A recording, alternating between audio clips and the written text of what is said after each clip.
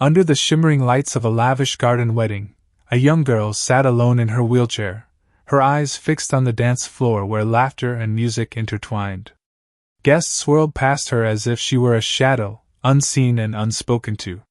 Her mother, the powerful CEO hosting the event, was lost in polite conversations and toasts. No one noticed the girl's trembling fingers gripping the armrest, or the way her heart silently pleaded to be part of the world that twirled around her. But someone did notice, a man she had never met, holding the hand of his own little daughter. That night, everything began to change. The wedding of a tech tycoon's son was the social event of the season in Napa Valley. Expensive roses framed the archway, a live band played jazz beneath the stars, and crystal chandeliers swayed gently in the breeze. Among the glitter and grandeur sat Grace Alden, a 12-year-old girl confined to a wheelchair after a car accident 2 years ago. Her mother, Catherine Alden, a celebrated CEO, moved through the crowd with polished grace, shaking hands and exchanging smiles. To her, the night was about prestige. To Grace, it was just another reminder of how invisible she had become. Grace had learned to disappear quietly, folding herself into the edges of conversations where she was neither invited nor acknowledged. Guests offered pitiful glances but quickly looked away, afraid to linger too long on the uncomfortable truth of a child bound to a chair. The music swelled, couples danced, glasses clinked. Grace's eyes watered as she pretended not to care. Across the garden, Daniel Reeves, a single father and electrician, watched from the less crowded side of the venue. He wasn't part of the elite guest list. He was there because his cousin worked in catering and had invited him last minute. Holding the hand of his 8-year-old daughter, Sophie, Daniel scanned the room. Sophie tugged at his sleeve, whispering, "Daddy, why is she sitting all alone?" Daniel followed her gaze. His heart sank when he saw Grace's small figure blending into the background. She was surrounded by people yet utterly alone. "Some people don't see what's right in front of them," he murmured. Sophie, clutching her paper crane, walked toward Grace without hesitation. The little girl's kindness was effortless, born from a world where class and status didn't matter. "Hi," she said softly, holding out the origami crane. Grace blinked, startled, and for the first time that evening, she smiled. Grace reached out to take the crane, her voice trembling. "It's beautiful. Did you make this?" Sophie nodded proudly. "I can teach you if you want." That small exchange was like the first crack of sunlight breaking through clouds. Daniel approached slowly, offering Grace a warm smile and introducing himself. He knelt so their eyes met at the same level, not towering over her like others did. "That's a great smile you've got there," he said. Grace blushed. Catherine noticed the scene from across the garden. Her face tightened. She excused herself from the group of investors and walked briskly toward them. "Grace," she said, her tone controlled, "you shouldn't bother the guests." Daniel straightened, sensing the wall of status rising between them. "She's not bothering us," he replied gently. Catherine's gaze hardened, and used to being challenged. "Thank you, but we're fine," she said, dismissing him as if he were just another staff member. Grace's smile faded. Daniel wanted to say more, but he didn't. Instead, he and Sophie returned to their table. Yet Grace kept glancing their way, clutching the crane like a lifeline. Later that night, after most guests had gone, Grace rolled toward the corner where Sophie sat folding another crane. "Can you really teach me?" she asked, her voice barely above a whisper. Sophie grinned, nodding. Daniel watched them from a distance, a mix of pride and hope flickering in his eyes. For the first time in months, Grace felt like she belonged somewhere, even if just in this small, fleeting moment. The morning after the wedding, Grace sat by her bedroom window overlooking the rolling vineyards of their estate. The sun painted the hills gold, but inside her room, the air felt cold and heavy. She traced her fingers over the edges of the paper crane Sophie had given her, holding it as if it were something precious. The memory of that night, the laughter, the origami lesson, the warmth of Daniel's kind eyes, lingered like a secret she wanted to keep forever. Downstairs, Catherine Alden sipped her coffee while scrolling through emails on her phone. She barely noticed the soft creak of Grace's wheelchair approaching. "Morning, Mom," Grace said. Catherine looked up briefly, forcing a smile. "Morning, sweetheart. Did you sleep well?" Grace hesitated. "Yeah. Mom, I made a new friend last night." Catherine's brows arched slightly. "That man? And his daughter?" Her tone was sharp without meaning to be. "Grace, they were strangers. You can't just—" Grace's voice rose, fragile but firm. "They were the only ones who saw me." Catherine froze. For a moment, she wanted to say something, anything, but the words stuck in her throat. Instead, she reached for her phone again, using busyness as a shield. Grace wheeled back to her room, her chest tightening with disappointment. Across town, Daniel was fixing a client's electrical panel when his phone buzzed. It was a text from Sophie. "Daddy, can we see Grace again?" Daniel smiled faintly but knew the answer was complicated. The Aldens lived in a world of gates and security codes, a world where people like him didn't belong. Yet he couldn't shake the image of Grace's lonely smile. "Maybe, kiddo," he replied, though he wasn't sure how. That evening, Catherine attended a charity gala. She stood under the bright lights, surrounded by applause, her name praised for philanthropic donations. But while others toasted her success, Catherine's mind wandered back to Grace's words. "They were the only ones who saw me." The guilt gnawed at her, a reminder of how far she had drifted from the girl who needed her most.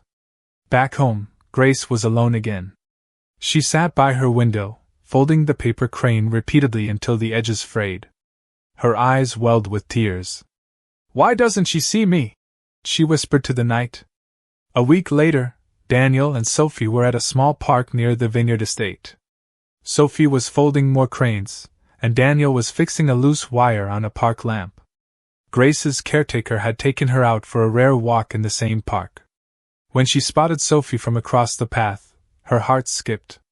She rolled closer, smiling nervously. Sophie lit up. "Grace!" she shouted, waving. Daniel turned, surprised but happy to see her. "Hey there," he said warmly. The girls immediately started folding cranes together on a bench. Daniel sat nearby, talking to Grace about her favorite books, her dreams, the things no one ever asked. She told him about her love for birds, how she used to run through fields chasing them before the accident. Daniel listened, truly listened. For the first time in months, Grace felt alive. But the moment was shattered when Catherine arrived unexpectedly. She had left work early, hoping to surprise Grace with ice cream. Instead, she found her daughter laughing with a man she barely knew. "Grace!" she called sharply. The laughter died. Catherine's heels clicked against the pavement as she approached. "You shouldn't just wander off. We were going home." Grace's face crumpled. "I wasn't wandering off. I was with my friends." Catherine glanced at Daniel, her eyes filled with silent judgment. "Thank you for keeping an eye on her," she said, her tone cold. Daniel nodded respectfully. "She's a great kid." Catherine took hold of the wheelchair handles. "Come on, Grace. We're leaving." Grace clutched her origami crane tightly, tears threatening to spill. That night, as Grace lay in bed, Catherine stood by her doorway. For once, she didn't have her phone. "Grace," she said softly, "I'm sorry. I'm trying to protect you." Grace turned away, whispering, "You're protecting me from the only people who care." Catherine's heart broke a little, though she didn't show it. She closed the door, realizing that protecting her daughter had also meant isolating her. In her own quiet way, Catherine began to wonder, maybe she wasn't as strong as everyone believed. Maybe she needed help, not from another doctor or therapist, but from someone who saw Grace as more than her wheelchair. The days following that park encounter were heavy with silence in the Alden household. Grace moved through the mansion like a ghost, her wheelchair gliding past polished marble floors and towering glass walls. The house was beautiful, but it felt like a prison. She kept the origami cranes Sophie had given her lined up on the windowsill, their delicate shapes the only color in a room of white and gray. Every night she whispered to them as if they could hear her, sharing secrets she could never tell her mother. Catherine watched her daughter's withdrawal with growing unease. She had built her life on control over her company, her reputation, her image as a perfect parent. But control didn't stop Grace's loneliness from seeping into every corner of their lives. At work, Catherine snapped at her assistant, the stress leaking through the cracks. At night, she stared at old photos of Grace running in sunlit fields, her laughter echoing through memories that felt like they belonged to someone else. Meanwhile, Daniel Reeves found himself thinking about Grace more than he expected. He remembered the way her eyes lit up when she folded paper with Sophie, the quiet courage in her voice when she talked about her dreams. Sophie asked every day, "Daddy, can we see Grace again?" And every day Daniel hesitated. He knew Catherine's type, people who built walls so high that no one from his world could climb over. Still, he couldn't shake the feeling that Grace needed someone to remind her she wasn't invisible. One Saturday morning, Daniel decided to take Sophie to a small craft fair near the Aldens estate. Sophie insisted on bringing extra paper cranes to give to Grace if they happened to meet her. "Maybe she'll come," Sophie said with hope bright in her voice. Daniel smiled weakly, knowing the odds were slim. That same morning, Catherine reluctantly agreed to take Grace to the same fair, encouraged by a therapist who insisted Grace needed to be around children her age. Catherine was nervous. Crowds meant questions, and questions meant judgment. Still, she pushed Grace's wheelchair through the colorful stalls, trying to hide her discomfort behind a perfect smile. Grace's eyes widened as she saw stalls filled with handmade crafts, vibrant art, and the smell of kettle corn in the air. For the first time in weeks, she felt a flicker of excitement. Then she saw them, Daniel and Sophie, standing by a booth with origami birds hanging from strings. Sophie spotted her instantly and ran over, her arms waving. "Grace!" Grace's heart soared. She grinned, holding out her hands. "Sophie! You're here!" The girls hugged awkwardly but with pure joy. Daniel approached, nodding politely to Catherine. "Small world," he said softly. Catherine's jaw tightened. Apparently. Despite Catherine's stiff posture, Grace begged to stay with Sophie and Daniel as they explored the fair. Catherine hesitated but eventually agreed, trailing behind like a watchful shadow. She observed how Daniel treated Grace, never pitying her, never hovering, simply letting her be. It was something Catherine had forgotten how to do. The girls laughed as they painted small clay birds at one booth. Sophie showed Grace how to balance the brush, guiding her hands when they trembled. Daniel knelt beside them, encouraging Grace without pressure. Catherine stood a few feet away, arms crossed, but her expression softened as she watched her daughter light up in ways she hadn't seen in months. When a group of older kids passed by, whispering and snickering at Grace's wheelchair, Daniel's protective side flared. He stood tall, his voice firm. "Is there a problem?" The kids scattered, embarrassed. Grace looked at him with gratitude, her chest swelling with something she hadn't felt in a long time: safety. Catherine noticed. For the first time, she didn't see Daniel as an intruder but as someone who saw her daughter clearly, without the walls of status and pity. Later, as the fair wound down, Grace held up the clay bird she had painted. "Look, Mom," she said proudly. Catherine knelt, truly kneeling, to see it at Grace's level. "It's beautiful," she said, her voice trembling. Grace beamed, clutching the bird close. "Sophie helped me." Catherine looked at Daniel, their eyes meeting for a brief, unspoken moment of understanding. That night, after putting Sophie to bed, Daniel sat on his porch, staring at the stars. He thought about the fragile connection forming between their worlds. Maybe it wasn't impossible after all. The following week felt different for Grace. She woke up with a spark she hadn't felt in years, eager to go outside, to create, to live. Every morning she added new paper cranes to her windowsill, each one folded with care and carrying a little piece of hope. The clay bird from the fair sat proudly on her nightstand. Whenever she looked at it, she remembered the laughter, the freedom, and the warmth of being surrounded by people who saw her, not her wheelchair. Catherine noticed the change too. Grace's eyes were brighter, her voice livelier. But deep down, Catherine feared she was losing control. She had built her entire life on keeping Grace safe, even if it meant keeping her world small. The thought of letting others influence her daughter terrified her. Still, she couldn't deny that Daniel and Sophie had awakened something she couldn't reach on her own. One afternoon, Grace gathered the courage to ask, "Mom, can Sophie come over to our house?" Catherine froze at the question. Their estate was private, a place where few outsiders ever entered. "Grace, our home isn't really," she trailed off when she saw the hope in her daughter's eyes. "Please, Mom? Just once?" Grace begged. Catherine's lips pressed into a thin line, but finally she said, "I'll think about it." That evening, Catherine sat alone in her office, staring at her phone. She hesitated for a long time before finally texting Daniel, "Grace would like to invite Sophie over. Are you comfortable with that?" A few minutes later, his reply came, "She would love that. Thank you." When the day came, Grace was so excited she could hardly sit still. She wore her favorite blue dress and brushed her hair twice. She even asked the house staff to prepare lemonade and cookies, something she hadn't done since the accident. When Sophie arrived with Daniel, Grace's whole face lit up. "You're here!" she shouted, waving them in. Sophie gasped at the grand estate. "Your house is like a castle," Grace giggled. "It's just big and boring. But today, it's fun because you're here."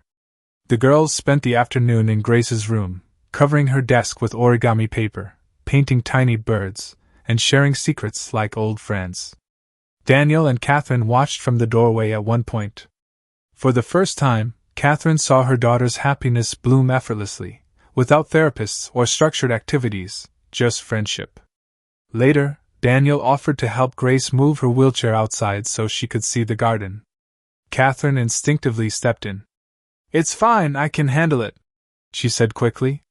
Daniel didn't argue, just stepped back. Grace, however, looked at her mother with a mixture of sadness and frustration. "Mom, I can ask for help if I want to," she said quietly. Catherine's chest tightened. She nodded reluctantly, letting Daniel assist. The ease with which he handled Grace, not as fragile, but as capable, was something Catherine wasn't used to. As they reached the garden, Grace pointed to the rose bushes. "I used to run through here all the time," she said softly. "It felt like the flowers were chasing me." Sophie smiled and began picking petals, tossing them gently into the air so they floated around Grace like confetti. For a brief moment, the wheelchair disappeared. Grace was just a girl laughing under falling petals. When it was time to leave, Grace begged, "Can we do this again soon?" Catherine hesitated, then smiled. "Yes, we can."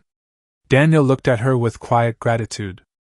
As they walked back to their car, Sophie whispered to her father, "Grace is like a princess who forgot she had magic." Daniel squeezed her hand, smiling. "Maybe we're helping her remember." That night, Catherine sat on Grace's bed as she fell asleep. She brushed a strand of hair from her daughter's forehead and whispered, "You're stronger than I ever knew." For the first time, Catherine wondered if strength meant letting go, even just a little. For the next few weeks, Grace and Sophie's friendship blossomed. They visited each other often, spending hours folding cranes, drawing birds, and making up little stories about them. Grace's laughter filled the Alden mansion, echoing through rooms that had been silent for too long. Even the staff noticed the change, smiling whenever they passed her room. Catherine tried to ignore the gnawing feeling that came with this happiness.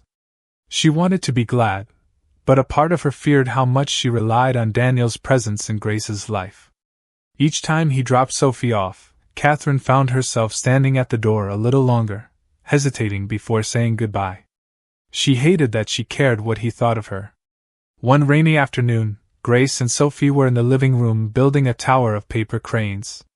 Daniel and Catherine sat across from them, sipping coffee. The conversation started stiff, with Catherine asking polite questions about Daniel's work. But slowly it shifted. He told her about the long nights he spent fixing power lines after storms, about the struggles of raising Sophie alone, and how he sometimes felt like he wasn't enough. Catherine listened quietly, her guards slipping.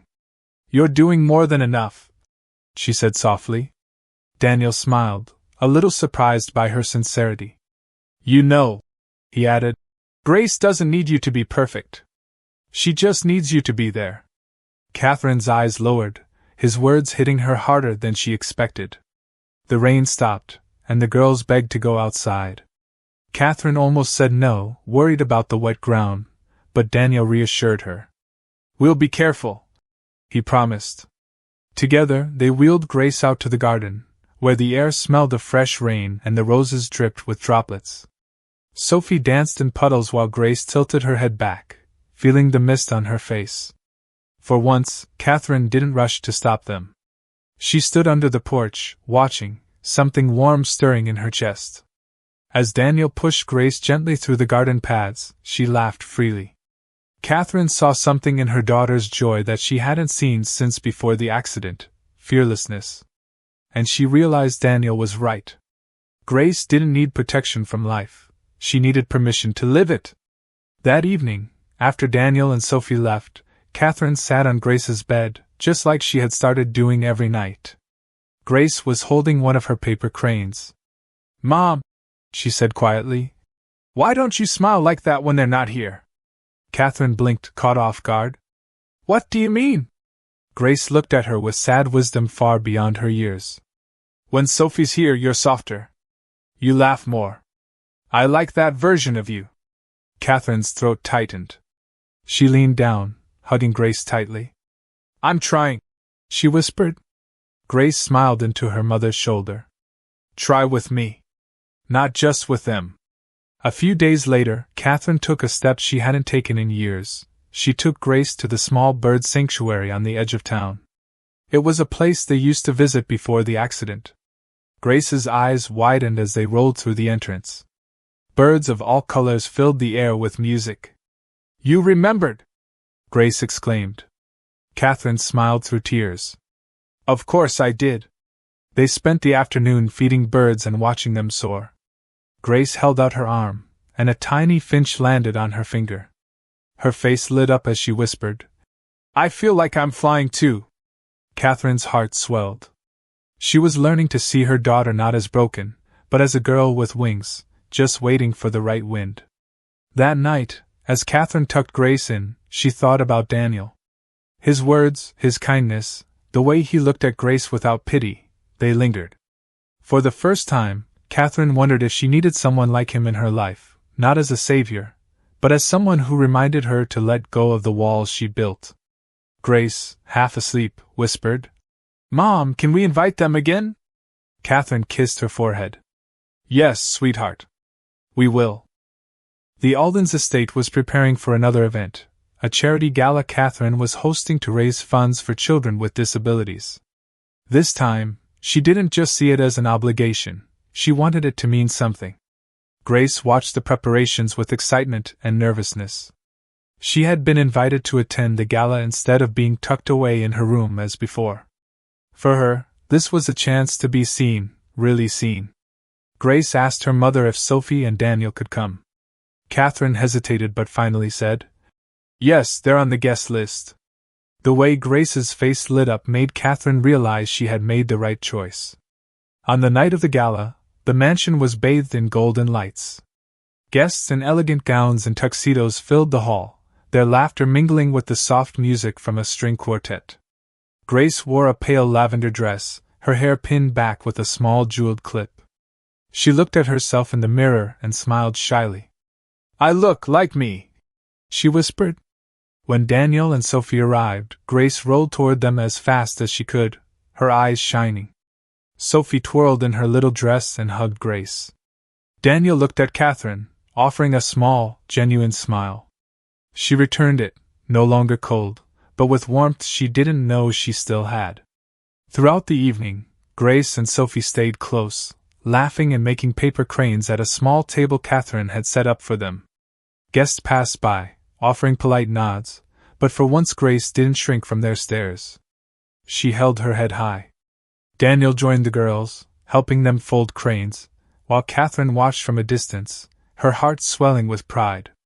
Then came the moment that changed everything.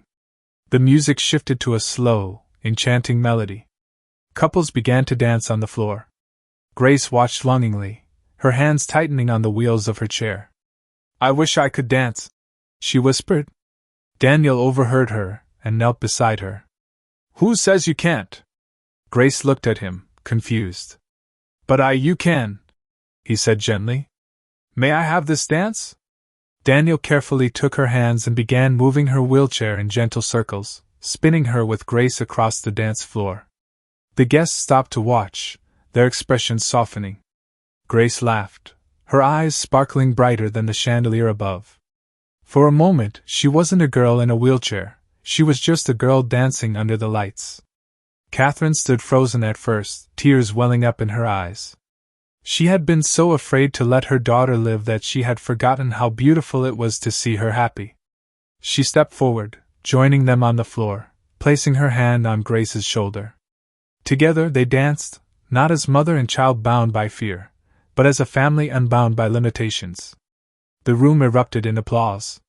Grace blushed, overwhelmed by the attention, but this time it wasn't pity she felt, it was love, acceptance, and belonging. After the music ended, Catherine approached Daniel quietly. "Thank you," she said, her voice breaking. "You've given her something I couldn't." Daniel shook his head. "You gave her everything. You just needed to see it."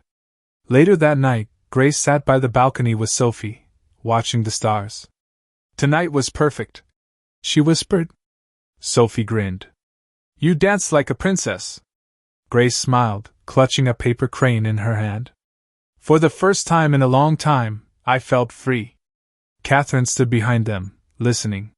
She realized that her daughter's happiness didn't come from shielding her, it came from letting her live. The night of the dance had left a mark on everyone. For Grace, it was proof she could still shine despite her limitations. For Catherine, it was a reminder that letting her daughter live fully was far more important than guarding her from every risk. And for Daniel, it deepened his bond with both Grace and Catherine, something he hadn't expected to happen. But not everyone saw it that way. In the days following the gala, whispers spread among Catherine's business associates and the upper circles she moved in. Some praised the dance as touching, but others saw it as inappropriate, a CEO allowing a working-class man to take center stage in her event. Catherine overheard comments at a board meeting. "It was sweet, but she's blurring the lines. Doesn't look good for the company."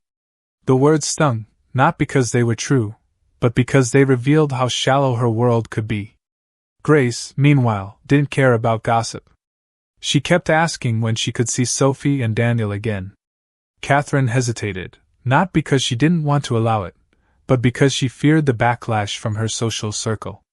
"Mom, why does it matter what they think?" Grace asked one night, folding another crane. Catherine sighed. "Because people judge." Grace looked at her mother sharply. "Then maybe they're the ones who need to change." The truth in her daughter's words cut deep.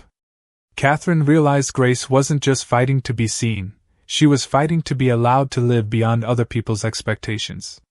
One Saturday afternoon, Catherine invited Daniel and Sophie over for a simple family barbecue, despite knowing some of her colleagues wouldn't approve. It was a small act of defiance, but it felt monumental. Daniel arrived with Sophie in a basket of homemade cookies. Grace squealed with delight when she saw them.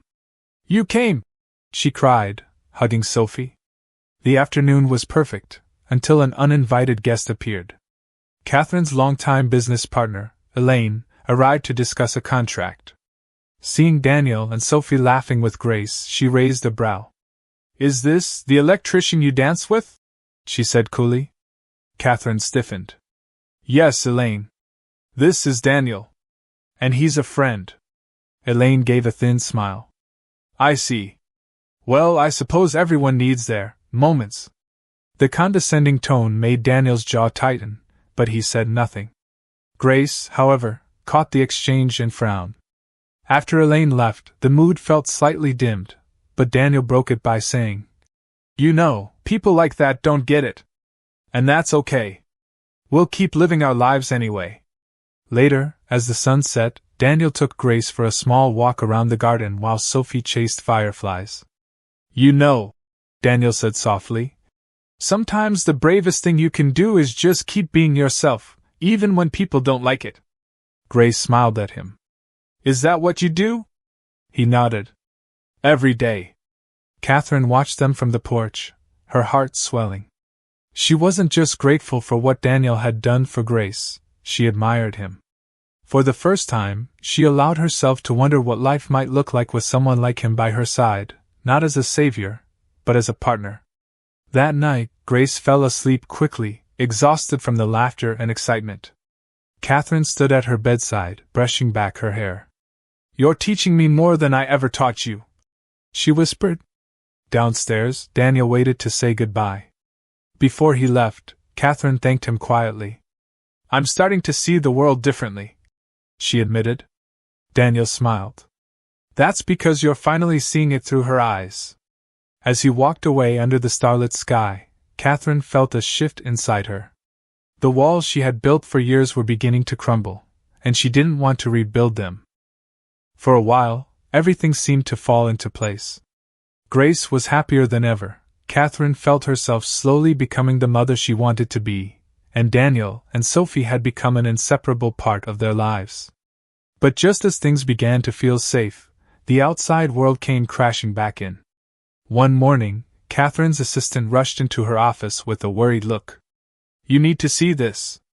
On her tablet was an online article filled with photos from the gala. Grace dancing with Daniel, Catherine watching with tears in her eyes. The headline read, CEO's image in question, too close to the help? The cruel commentary inside accused Catherine of using her daughter's disability for publicity and criticized her relationship with a working-class man. Catherine's stomach churned. By the time she arrived home, Grace had already seen the article. She sat in her wheelchair with tears streaming down her cheeks. Why are they saying those things about us? She asked. Catherine knelt beside her, hugging her tightly. They're wrong, Grace. They don't know us. But Grace's voice trembled. Then why does it feel like they're winning? That evening, Catherine called Daniel, her voice shaking. Maybe it's better if we keep our distance for a while. Daniel was silent on the other end. Is that what you want? He asked finally. Catherine's heart ached. No. But it's what's best for Grace. She doesn't need more people tearing her apart. When she hung up, Catherine felt like she had torn out a piece of herself. Days passed in a blur of silence. Grace withdrew again, folding paper cranes without smiling, her room filling with the quiet weight of her sadness. Catherine tried to reach her, but Grace only said, You took away the only thing that made me feel alive. Those words cut deeper than any headline ever could. Across town, Daniel tried to explain to Sophie why they couldn't visit Grace for now. Sophie cried. But she needs us. Daniel hugged her tightly. I know, sweetheart. I know. His own heart ached with every word. One evening, Catherine found Grace sitting by the window, staring at the rows of cranes. Do you know what these mean? Grace said softly. 1,000 cranes can grant a wish. I've made almost 100. Do you know what I'm wishing for? Catherine's throat tightened. What? Grace looked at her mother with tearful eyes. For you to stop caring what they say. For you to choose us instead. Those words shattered the last piece of Catherine's fear. She realized she had been letting strangers dictate her daughter's happiness. And that night, for the first time, Catherine decided to fight back, not with silence, but with action. The next morning, Catherine released a public statement. Her voice was firm and unapologetic. She spoke about grace, about inclusion, about love that transcends status. No amount of judgment will make me stop doing what's right for my daughter, she said on camera. She deserves a life full of joy and connection, not one limited by other people's opinions. That same evening, she drove to Daniel's house. When he opened the door, she didn't hesitate. I was wrong, she said simply. You and Sophie belong in our lives. Grace needs you. And I think I do too. Daniel's eyes softened, and without a word, he stepped aside to let her in. When Grace saw Sophie running toward her the next day, she squealed with joy, hugging her tightly. You came back! Sophie laughed. Of course. Friends don't leave. Daniel placed a gentle hand on Grace's shoulder. We're not going anywhere. Catherine watched the reunion, her heart full. For the first time, she didn't feel fear, she felt free. The days that followed were unlike anything Grace had ever experienced. Their lives began to blend together naturally, no longer divided by the invisible walls of status and fear. Catherine invited Daniel and Sophie over regularly, and in return, Daniel would host small dinners at his modest home, where laughter filled every corner. Grace loved it there. She loved how real it felt, how no one whispered or judged. Catherine, who once carried herself like she had to control every moment, now found herself relaxing in ways she hadn't in years. She cooked alongside Daniel, sometimes burning things and laughing about it, something she would have never allowed herself before. Sophie and Grace spent hours creating origami birds and painting them, filling both houses with their tiny masterpieces.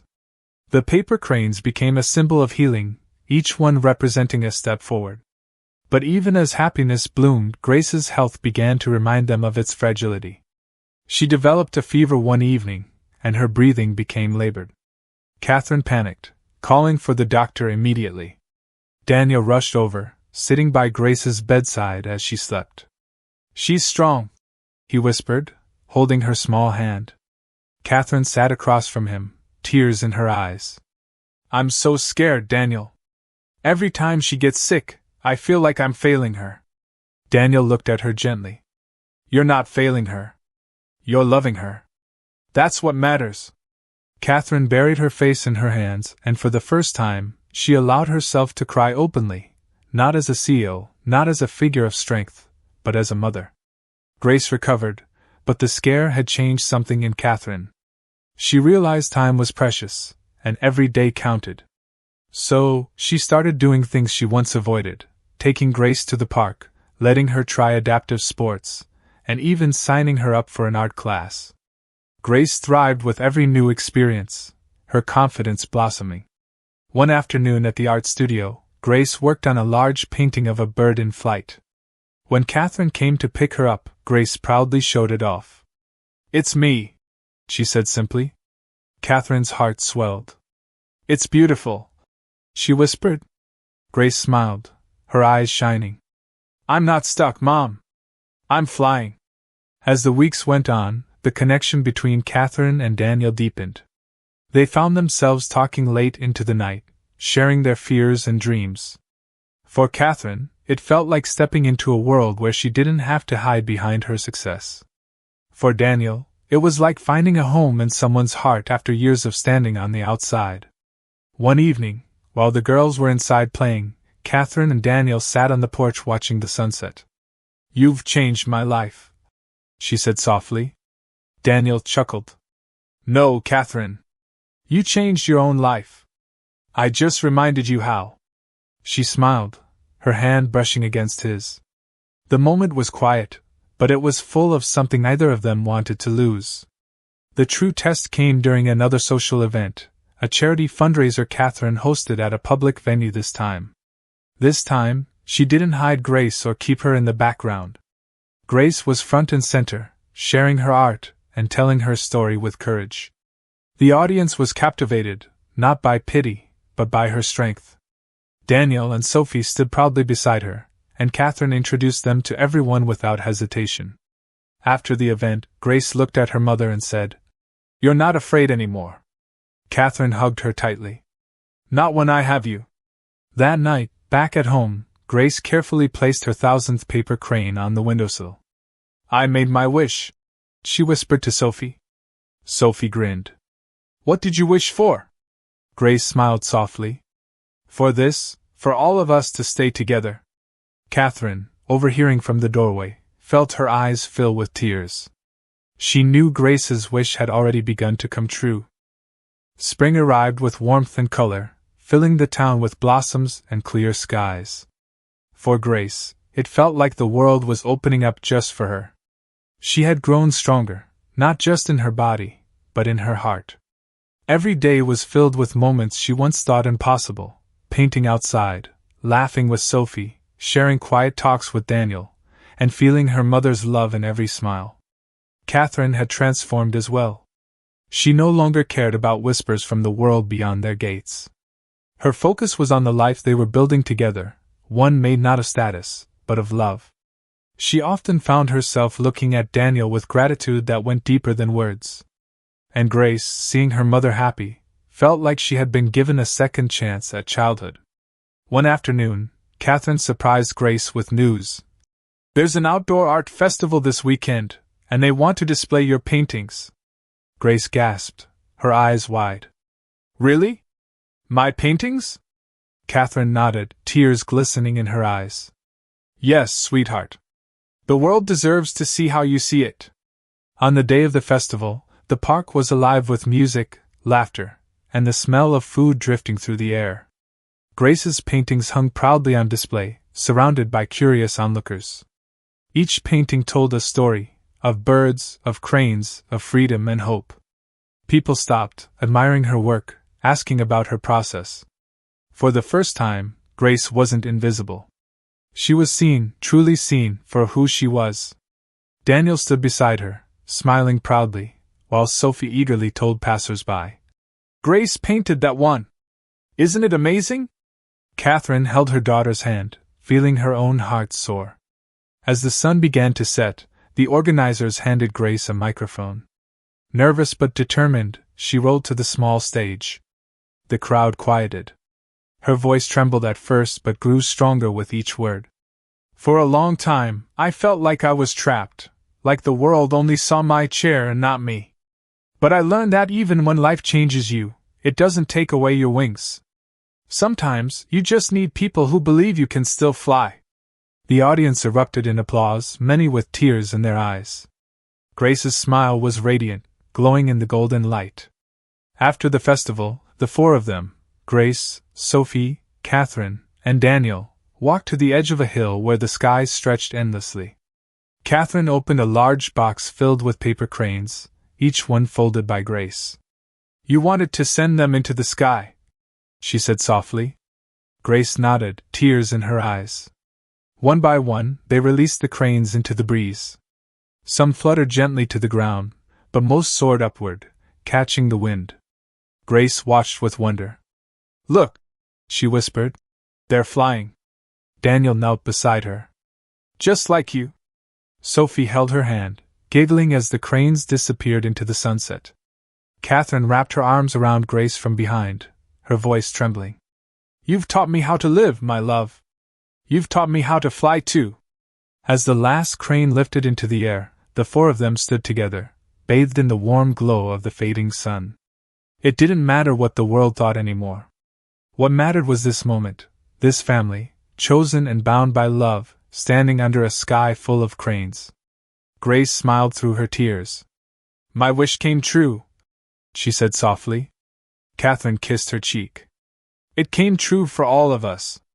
And for the first time, Grace felt not just alive, she felt limitless.